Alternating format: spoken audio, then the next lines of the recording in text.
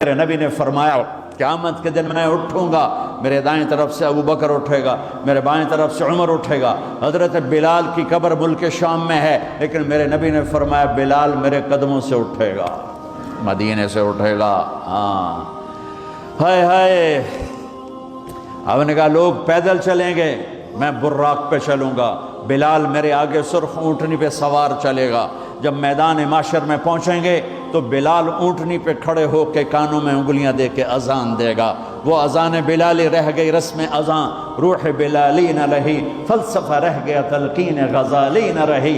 وہ اذان بلالی ہم سب سنیں گے، جب کہیں گے اشہد ان لا الہ الا اللہ تو سارا میدان معاشر کا مرد عورت کہے گا سچ کہہ رہے ہو۔ جب کہیں گے اشہد ان محمد رسول اللہ، سارا میدان معاشر کا مجمع کہے گا سچ کہہ رہے ہو۔ اس دن بلال کی اذان سننا، وہ غلام ہو کر محبوب ہوئے، حبیب ہوئے، پیارے ہوئے۔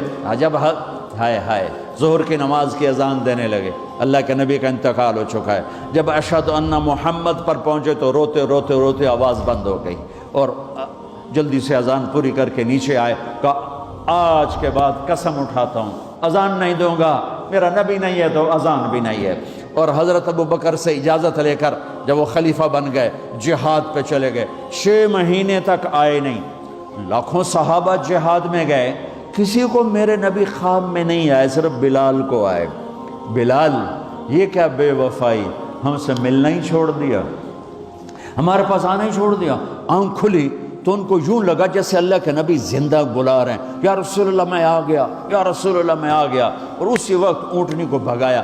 21 دن کا سفر، 21 دن کا سفر 7 دن میں کیا، 7 دن صرف نماز اور پیشاب کے لیے اترتے تھے اور بھگاتے بھگاتے بھگاتے۔ 8ویں دن جب مدینے میں پہنچے تو آتے شور مچایا، یا رسول اللہ میں آ گیا، یا رسول اللہ میں آ گیا۔ ان کے ذہن سے نکل گیا کہ آپ تو دنیا سے جا چکے ہیں۔ جب مسجد کے قریب پہنچے تو پھر تڑپ اٹھے اور چیخنے لگے کہ آپ تو ہیں ہی نہیں۔ پھر گئے سیدھے قبر پہ جا کے یوں قبر کو لپٹ گئے، یا رسول اللہ میں تو آ گیا ہوں، آپ کہاں ہیں؟ یا رسول اللہ میں تو آ گیا ہوں، آپ کہاں ہیں؟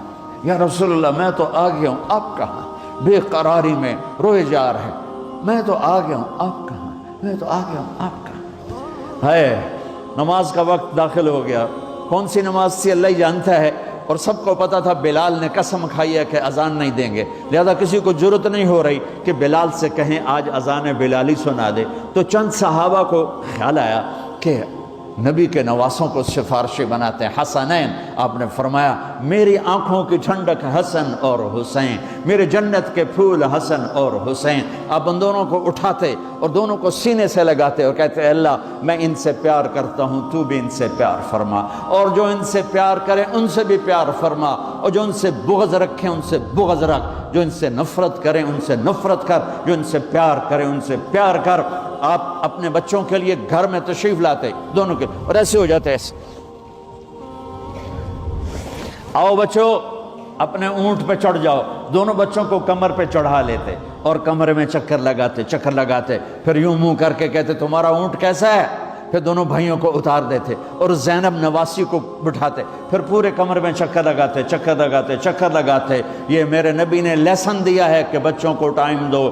جو ماں باپ بچوں کو ٹائم نہیں دیں گے ان کے بچے ضائع ہو جائیں گے، چاہے مدینے میں رہیں چاہے بریڈ فورڈ میں رہیں۔ اور جو ماں باپ اپنے بچوں کو ٹائم دیں گے ان کے بچے انسان بنیں گے، چاہے لندن میں رہیں چاہے بریڈ فورڈ میں رہیں، چاہے مکہ میں رہیں چاہے ملتان میں رہیں، ان کے بچے انسان بنیں گے۔ اگر آپ نے بچوں کو ٹائم نہ دیا تو وہ جانور بن کے پروان چڑھیں گے، پونڈ کے پیچھے بھاگتے رہے۔ میرے نبی جیسی ہستی اپنے بچوں کے لیے ٹائم نکال رہے ہیں، تم کیسے لوگ ہو جو کہتے ہو جاب ہے شاپ ہے، ٹائم کوئی نہیں۔ لعنت ہے اس جاب اور شاپ پر جو تمہیں تمہاری اولاد کے بھی قابل نہ چھوڑے۔ بیوی کے لیے بھی ٹائم نہیں، بیوی کے پاس خامند کے لیے ٹائم نہیں، میاں بیوی کے پاس بچوں کے لیے ٹائم نہیں ہے۔ یہ کون سی زندگی ہے؟ یہ کون سی تہذیب ہے؟ یہ کون سی دولت ہے جس پر تو نے اولاد جیسی چیز کو قربان کر دیا؟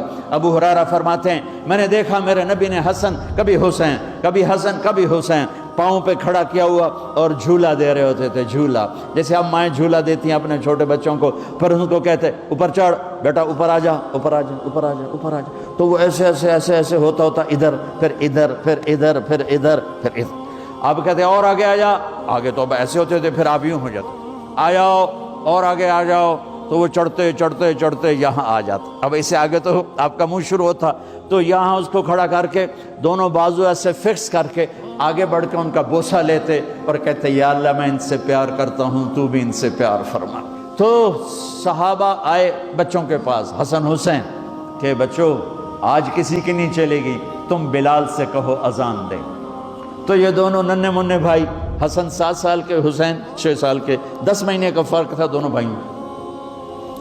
چچا ایک درخواست کہ میرے ماں باپ آپ پہ قربان، آپ درخواست کیوں کہہ رہے ہیں، آپ امر کریں، آپ حکم کریں۔ کہنے لگے جیسے آپ ہمارے نانا کے لیے اذان دیتے تھے آج ہمارے لیے دے دو۔ تو ایک دم وہ رونے لگے بلال، کہ ہائے میرے بچوں، میں نے قسم اٹھائی تھی کہ میں اللہ کے نبی کے بعد کبھی اذان نہیں دوں گا، لیکن تم پہ تو ہزاروں قسمیں قربان ہیں، میں اپنی قسم توڑتا ہوں اور اذان دیتا ہوں۔ جب وہ چڑھنے لگے اس بی بی کے گھر، قریب ایک انصاری عورت کا گھر تھا جس کی چھت پہ چڑھ کے اذان دیا کرتے تھے، تو سانس رک گئے سب کے، آنکھیں پھٹ گئیں، اور وہ یوں منظر دیکھ رہے کہ آج بلال تو ہے، محمد مصطفیٰ نہیں ہے۔